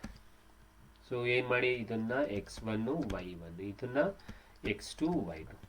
ಸೊ ಈಗ ಫಾರ್ಮುಲಾ ಹಾಕಬೇಕಾ? ಇನ್ನೊಂದ್ಸಲ ಹಾಕ್ತೀನಿ, ನೆಕ್ಸ್ಟ್ ಸಲಿಂದ ಹಾಕಲ್ಲ. ಯಾಕಂದರೆ ಫಾರ್ಮುಲಾ ಗೊತ್ತಾಗಬೇಕು ಅಂತ. x2 minus x1 whole square plus y2 minus y1 whole square. So ಬೆಲೆಗಳನ್ನು ಹಾಕಿ. ಈಗ x2 ಅಂದರೆ 4 ಮೈನಸ್ x1 ಅಂದರೆ 2 ಹೋಲ್ ಸ್ಕ್ವೇರ್ ಪ್ಲಸ್ y2 ಅಂದರೆ 5 ಮೈನಸ್ y1 ಅಂದರೆ 3 whole square. D is equals to under root of 4ರಲ್ಲಿ 2 ಹೋದರೆ 2 ಸ್ಕ್ವೇರು ಪ್ಲಸ್ 5ರಲ್ಲಿ 3 ಹೋದರೆ 2 square. ಹಾಗಾದರೆ d is equals to 2 square ಅಂದರೆ 4, 2 ಸ್ಕ್ವೇರ್ ಅಂದರೆ 4 ಅಂದರೆ ರೂಟ್ 8 ಆಯಿತು. ಬಟ್ ರೂಟ್ 8 ಆನ್ಸರ್ ಅಲ್ಲ. ರೂಟ್ 8ಅನ್ನು ನಾನು ಹಿಂಗೆ ಬರ್ಕೋಬಹುದು. ಹೆಂಗೆ ಬರ್ಕೋಬಹುದು ಅಂದರೆ 4 ಬರ್ಕೋಬಹುದು. 4 ಬರ್ಕೊಂಡಾಗ 4ಕ್ಕೆ ವರ್ಗಮೂಲ ಇದೆ, ಹೊರಡೆ ತೆಗಿರಿ, ಎಷ್ಟು? 2. ಹಾಗಾದರೆ 2√2 ಯೂನಿಟ್ಸ್. ಅದೇ ನಿಮ್ಮ ಆನ್ಸರ್ ಆಗಿರುತ್ತೆ.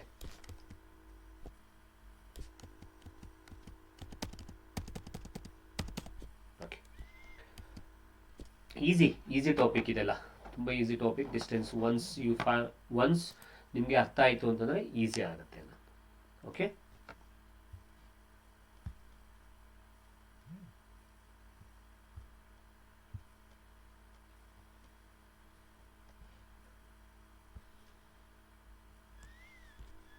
ಓಕೆ,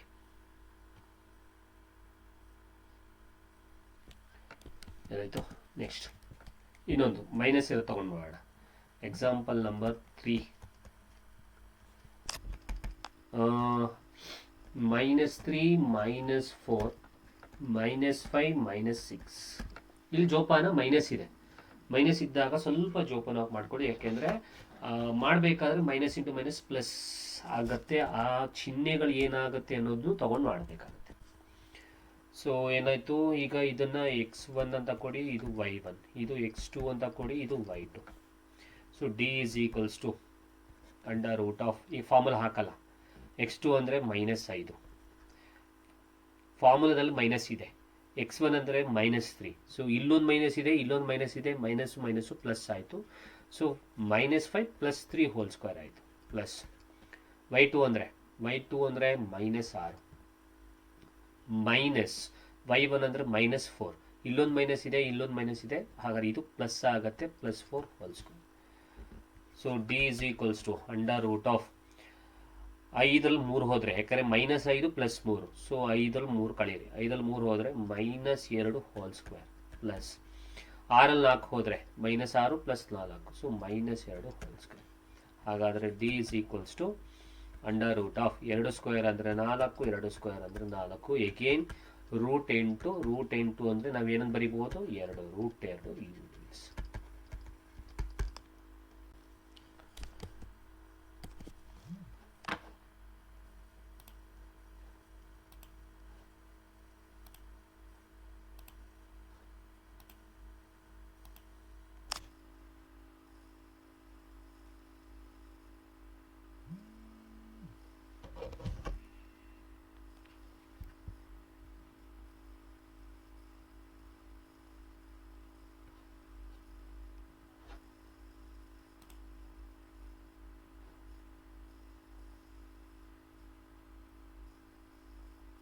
ಓಕೆ, ನೆಕ್ಸ್ಟ್ ಹೋಗೋಣ.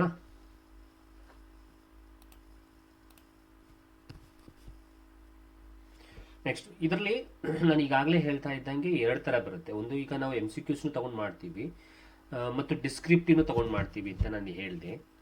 ಡಿಸ್ಕ್ರಿಪ್ಟಿವ್ ಸೆಷನ್ಸಲ್ಲಿ GPSTL ಎಕ್ಸಾಮಲ್ಲಿ ನಿಮಗೆ MCQಸ್ನು ಕೇಳ್ತಾರೆ, ಅಂದರೆ ಬಹು ಆಯ್ಕೆ ಪ್ರಶ್ನೆಗಳು ಇರ್ತವೆ, ಅದರ ಜೊತೆಗೆ ಡಿಸ್ಕ್ರಿಪ್ಟಿವ್ ಇರುತ್ತೆ. ನೋಡಿ, ಈ ಪ್ರಶ್ನೆ ತೊಗೊಂಡಿರೋದು ನಮಗೆ ಡಿಸ್ಕ್ರಿಪ್ಟಿವ್ಗೆ ಹೋಗಬಹುದು. ಏನದು? 1, 7, 4, 2, -1, -1, -4, -4 ಬಿಂದುಗಳ ಚೌಕದ ಶೃಂಗಗಳು ಎಂದು ತೋರಿಸಿ. ಓಕೆನಾ? ಹಿಂಗೆ ಬರ್ಬೋದು, ಹೇಳಕ್ಕಾಗಲ್ಲ.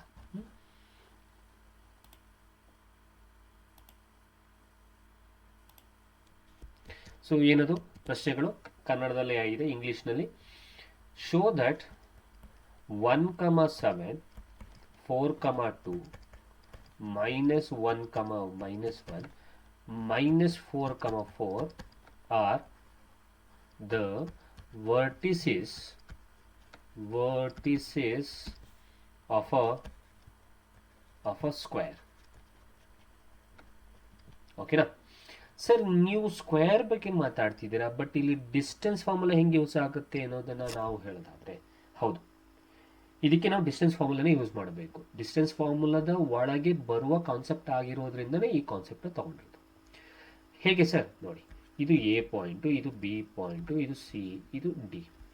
ಅವರು ಕೊಟ್ಟಿದ್ದಾರಲ್ಲ ಈ ಏನು ಕೋಆರ್ಡಿನೇಟ್ಸು ಅಥವಾ ಬಿಂದುಗಳ ಕೊಟ್ಟಿದ್ದಾರೆ ಅದನ್ನು ಒಂದೊಂದಾಗಿ ಚೌಕದ ಶೃಂಗಗಳಿಗೆ ಕೊಟ್ಬಿಡಿ. ಓಕೆನಾ, ಸ್ಕ್ವೇರ್ದು ವರ್ಟಿಸಿಸ್ ಕೊಟ್ಬಿಡಿ. ಹಾಗಾದರೆ ಮೊದಲನೇದನ್ನು ಎ ಕೊಟ್ಬಿಡೋಣ. ಮೊದಲನೇದು ಎ ಕೊಟ್ಬಿಟ್ರೆ ಓಕೆ ಸರಿ, ಇಲ್ಲಿದೆಯಲ್ಲ. ಸೊ ಮೊದಲನೇದೇನು ಪಾಯಿಂಟ್ಸು 1,7 ಇದು ಕೊಟ್ಬಿಟ್ಟೆ. ಎರಡನೇದು ಬಿ ಕೊಟ್ಬಿಡಿ 4,2. ಮೂರನೇದು ಸಿ -1, -1. ಡಿದು -4,4. ಓಕೆ ಸರಿ ಸರಿ, ಇಲ್ಲಿ ಡಿಸ್ಟೆನ್ಸ್ ಫಾರ್ಮುಲಾ ಹೆಂಗೆ ಯೂಸ್ ಆಗುತ್ತೆ? ಮತ್ತು ಅದನ್ನೇ ಇಟ್ಕೊಂಡು ನಾವು ಅದನ್ನು ಚೌಕದ ಶೃಂಗಗಳು ಅಂದರೆ ಕೊಟ್ಟಿರುವಂತಹ ಶೃಂಗಗಳ ಬಿಂದುಗಳನ್ನ ಚೌಕದ ಶೃಂಗ ಬಿಂದುಗಳು ಅಂತ ಹೆಂಗೆ ತೋರ್ಸೋಕ್ಕಾಗತ್ತೆ? ಅದು ತೋರ್ಸೋಕ್ಕಾಗಲ್ಲ, ನಮ್ಗೆ ತೋರ್ಸೋಕ್ಕಾಗುತ್ತಲ್ಲ ಅಂತಲೇ ಫೈಂಡ್ ಔಟ್ ಮಾಡಬೇಕು. That's why we are using distance formula, ಆಯಿತಾ? ಸೊ ದಟ್ಸ್ ವೈ ನಾನು ಅದು ಆಗುತ್ತಲ್ಲ ಅಂತ ಗೊತ್ತಿಲ್ಲ, ಬಟ್ ನಾನು ಅದನ್ನು ಏನು ಸ್ಕ್ವೇರ್ ವರ್ಟಿಸಸ್ ಅಂತ ಬರ್ಕೊಂಡಿದ್ದೀನಿ. ಹಾಗಾದರೆ ಬರ್ಕೊಂಡಿದ್ದೆ ಅಂದ ತಕ್ಷಣ ಅದಾಗಲ್ಲ, ಅದು ಮಾಡಬೇಕು ನಾವು. ಸೊ ಅಲ್ಲಿ ಬರ್ಕೊಂಡಿದ್ದೀವಿ ಅಂದರೆ ನಾವು ಬರಿಬೇಕಾದ್ರೆ ಲೆಟ್ ಅಂತ ಬರೀಬೇಕು. Let A of B of C of D of are the vertices of a square. ಅಂದರೆ ಲೆಟ್ ಅಂತ ಬರೆದ್ರೆ ಆಗ ಅದು ಇನ್ನೂ ಆಗಿಲ್ಲ, ಆಗಬಹುದು, ಅದು ಚೆಕ್ ಮಾಡೋಣ. ಸರಿ, ಹಾಗಾದರೆ ನೋಡಿ ಹೆಂಗೆ ಸಿಂಪಲ್. ಸೊ ಈಗ ಇದನ್ನು ಬರ್ಕೊಂಡ್ಮೇಲೆ ನಾನೇ ಕ್ವಶನ್ ಹಾಕೊಂಡ್ಬಿಟ್ಟಿದೆ. ಏನು ಡಿಸ್ಟೆನ್ಸ್ ಫಾರ್ಮುಲಾ ಹೆಂಗೆ ಯೂಸ್ ಆಗುತ್ತೆ ಅನ್ನೋದು ನೋಡೋದಾದರೆ ನೋಡಿ, ಇದು ಚೌಕದ ಶೃಂಗಗಳು ಬಿಂದುಗಳು ಅಂತ ನಾವು ತೋರಿಸ್ಬೇಕು ಅಂದರೆ ಚೌಕದ ಪ್ರಾಪರ್ಟೀಸ್ ಗೊತ್ತಿರಬೇಕು. ಅಂದರೆ ಸ್ಕ್ವೇರ್ ಪ್ರಾಪರ್ಟೀಸ್ ಏನು? ಸ್ಕ್ವೇರ್ ಪ್ರಾಪರ್ಟೀಸ್ ಏನು ಹೇಳುತ್ತೆ ಅಂದರೆ ಸ್ಕ್ವೇರಲ್ಲಿ ಎಲ್ಲ ಬಾಹುಗಳು ಸಮ ಇರುತ್ತೆ, ಆಲ್ ಸೈಡ್ಸ್ ಆರ್ ಈಕ್ವಲ್, ಮತ್ತು ಡಯಾಗನಲ್ಸ್ ಆರ್ ಈಕ್ವಲ್. ಡಯಾಗನಲ್ಸು ಕೂಡ ಈಕ್ವಲ್ ಇರುತ್ತೆ. ಅಂದರೆ ಏನು ಹೇಳ್ತೀವಿ, ಕರ್ಣಗಳು ಕೂಡ ಸಮ ಇರುತ್ತೆ. ಹಾಗಾದರೆ ಇಲ್ಲಿ ನಾವು ಡಿಸ್ಟೆನ್ಸ್ ಫಾರ್ಮುಲಾ ಯೂಸ್ ಮಾಡ್ಕೊಂಡು ಹೆಂಗೆ ಇದನ್ನು ಪ್ರೂವ್ ಮಾಡೋದು ಅನ್ನೋದು ನೋಡೋದಾದರೆ ಏನಿಲ್ಲ ಸರ್, ಮೊದಲನೇದು ಎ ಕೋಆರ್ಡಿನೇಟು ಬಿ ಕೋಆರ್ಡಿನೇಟ್ ತಗೊಳ್ಳಿ, ಅವೆರಡಕ್ಕೂ ಡಿಸ್ಟೆನ್ಸ್ ಫಾರ್ಮುಲಾ ಹಾಕಿ, ಅಂದರೆ ಇವೆರಡರ ಮಧ್ಯದಲ್ಲಿರುವ ದೂರ ಕಂಡುಹಿಡಿಯಿರಿ. ಅರ್ಥ ಆಯ್ತಾ?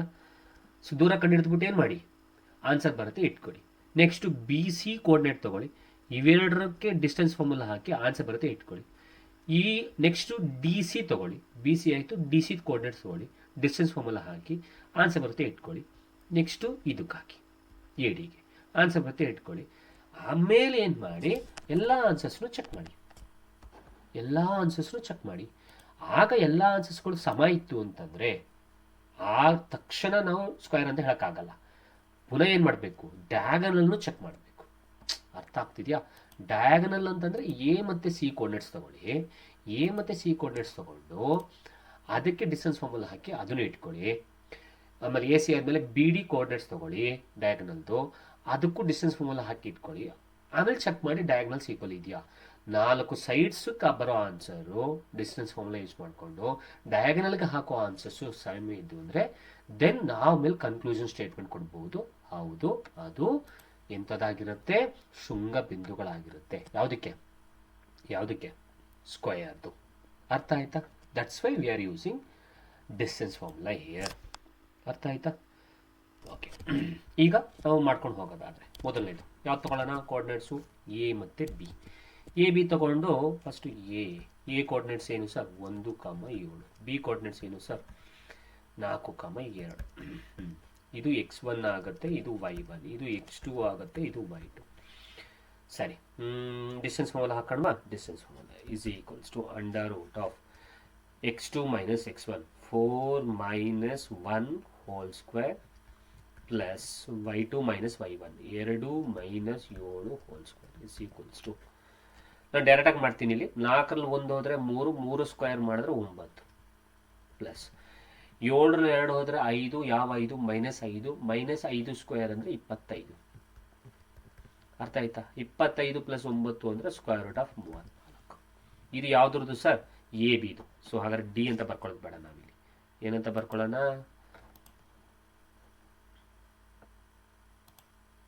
ಒಂದು ನಿಮಿಷ. ಸರಿ, ಇಲ್ಲಿ ಏನಂತ ಬರ್ಕೊಳ್ಳೋಣ? ನಾವೀಗ ಎ ಬಿ ಅಂತ ಬರ್ಕೊಳ್ಳೋಣ. ಎಲ್ಲೋಯ್ತಿದು? ಇಲ್ಲಿದೆ. ಸೊ ಎ ಬಿ ಮಧ್ಯೆ ಇರುವ ಡಿಸ್ಟೆನ್ಸ್ ಗೊತ್ತಾಯಿತು, ಎ ಬಿ ಮಧ್ಯೆ ಇರುವ ದೂರ ಎಷ್ಟಿದೆ ಅಂತ ಗೊತ್ತಾಯಿತು. ನೆಕ್ಸ್ಟ್ ಯಾವ್ದು ತಗೊಳ್ಳಿ? ಬಿ ಸಿ ತಗೊಳ್ಳಿ. ಬಿ ಕೋಆರ್ಡಿನೇಟ್ಸು 4,2. ಸಿ ಕೋಆರ್ಡಿನೇಟ್ಸು -1, -1. ಈಗ ಇದಕ್ಕೆ x1 y1, ಇದಕ್ಕೆ x2 y2 ಅಂತ ಕೊಟ್ಕೊಂಡು ಈಗ ಬಿ ಸಿ ನಡುವಿನ ದೂರ ಕಂಡುಹಿಡಿಯಿರಿ. √,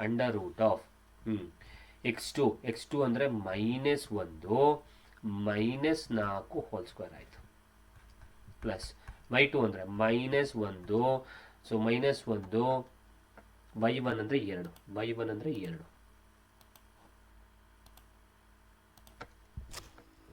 ಎಲ್ಲಾಯ್ತಿದು ನಮ್ಮ ಪೆನ್ನು ಇಲ್ಲಿದೆ. ಸೊ -2 ಇದನ್ನು ಬಿಡಿಸ್ಕೊಳ್ಳೋದಾದರೆ ನೋಡಿ, minus into minus plus, 4 1 5, 5 square ಅಂದರೆ 25, ಆಮೇಲೆ ಪ್ಲಸ್ -1 -2, -3 ಸ್ಕ್ವೇರ್ ಅಂತಂದರೆ 9. ಸೊ 25 + 9 ಏಕೆ √34. ಇದನ್ನು ಇಟ್ಕೊಳ್ಳಿ. ಈಗ ಬಿ ಸಿ ಆಯಿತು. ನೆಕ್ಸ್ಟ್ ಯಾವ್ದು ತಗೊಳ್ಳಿ, ಸಿ ಡಿ. C ಕೋಆರ್ಡಿನೇಟ್ಸು -1, -1, D ಕೋಆರ್ಡಿನೇಟ್ಸು -4, 4. ಈಗ ಇದಕ್ಕೆ x1 y1, ಇದಕ್ಕೆ x2 y2.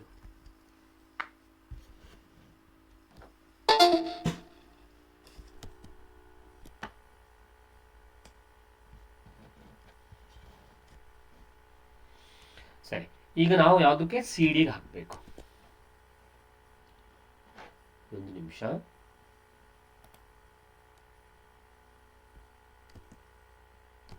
ಹಾಕಿ ಸಿ ಡಿಗೆ. Okay, C D ಹಾಕಣ್ವಾ.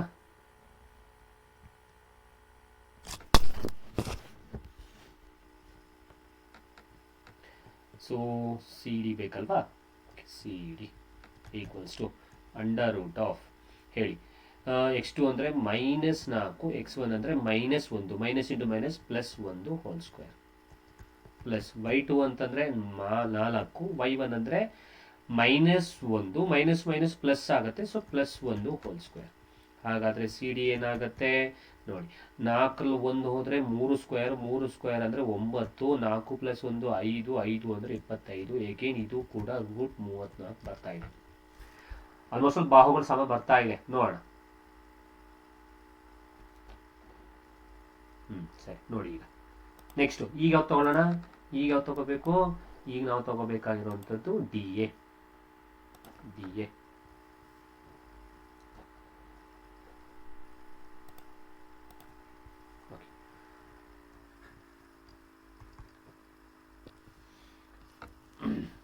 ಸ್ಲೈಡ್ ಹಾಕೊಳ್ತೀನಿ, ಒಂದು ನಿಮಿಷ.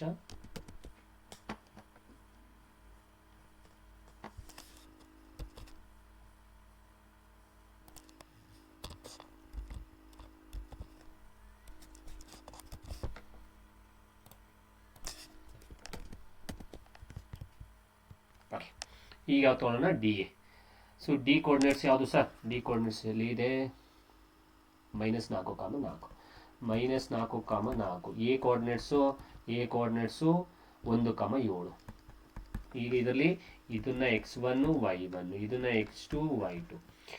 ಸರ್ ತುಂಬ ಟೈಮ್ ಹಿಡಿತಿದೆಯಲ್ಲ ಸರ್. ಹೌದು ಸರ್, ಟೈಮ್ ಹಿಡಿಯುತ್ತೆ. ಯಾಕೆ ಟೈಮ್ ಹಿಡಿಯುತ್ತೆ, ಬಿಕಾಸ್ ಇದು ಡಿಸ್ಕ್ರಿಪ್ಟಿವಲ್ಲಿ ಕೇಳಿದ್ರೆ ಹೆಂಗೆ ಮಾಡೋದು ಅಂತ ಹೇಳ್ಕೊಡ್ತಾ ಇರೋದು ನಾವು.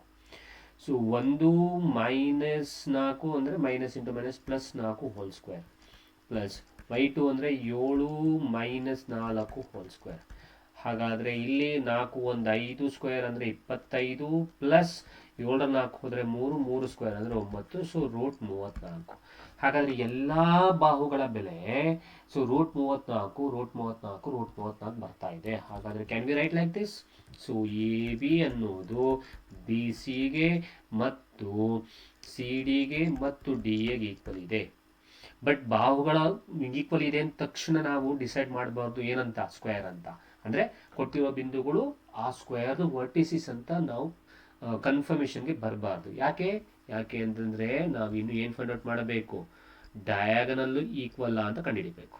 ಸೊ ಡಯಾಗನಲ್ ಈಕ್ವಲ್ಲ ಅಂತ ಅನ್ನೋದಕ್ಕೆ ಮೊದಲನೇದು ಎ ಸಿ ತಗೊಳ್ಳಿ. So A ಕೋಆರ್ಡಿನೇಟ್ಸು 1, 7. ಸಿ ಕೋಆರ್ಡಿನೇಟ್ಸು -1, -1. ಇದರಲ್ಲಿ ಇದನ್ನು x1 y1, ಇದು x2 y2. ಸರಿ, ಸೊ ಇದನ್ನು ಹಾಕೋದಾದರೆ √, x2 ಅಂದರೆ -1, x1 ಅಂದರೆ +1 2.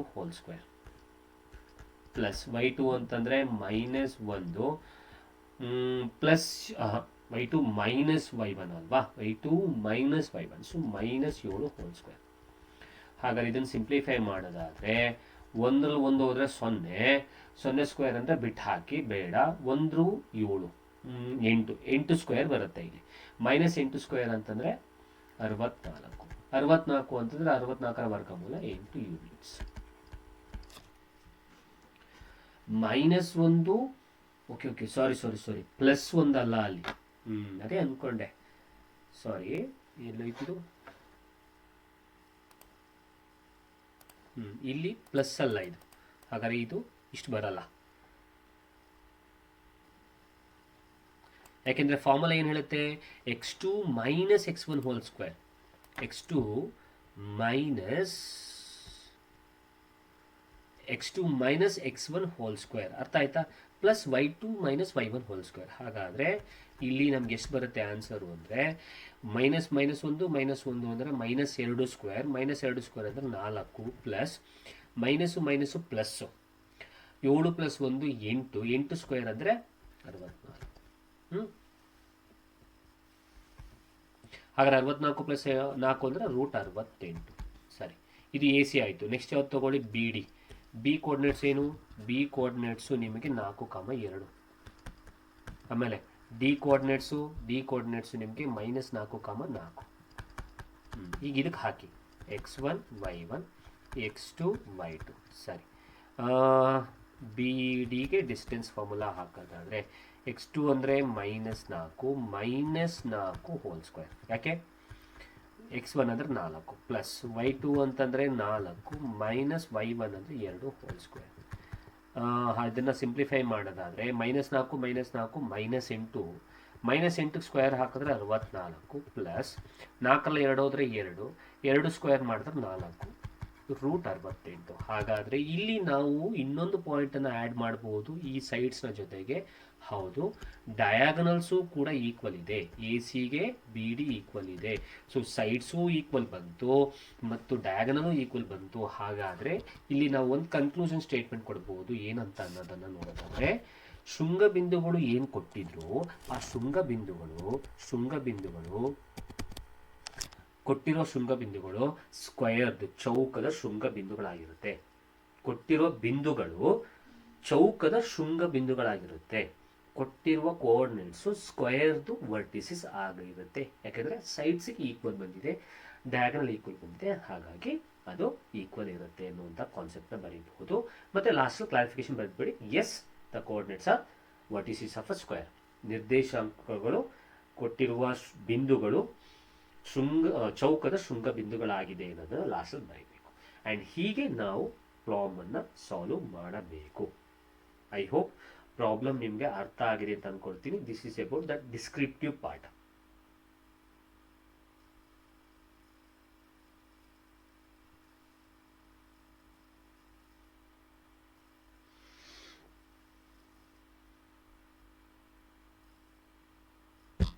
ಸೊ ಇದು ಡಿಸ್ಕ್ರಿಪ್ಟಿವ್ ಪಾರ್ಟ್ ಅಂತ ಅನ್ನೋದು. Okay, I hope it's clear ಆಗಿದೆ ಅಂತ ಅಂದ್ಕೊಳ್ತೀನಿ. ಪಾಯಿಂಟ್ ಏನು ಹೇಳಿದ್ದು ಅದೆಲ್ಲವೂ ಕೂಡ ಕ್ಲಿಯರ್ ಆಗಿದೆ ಅಂತ ಅಂದ್ಕೊಳ್ತೀನಿ.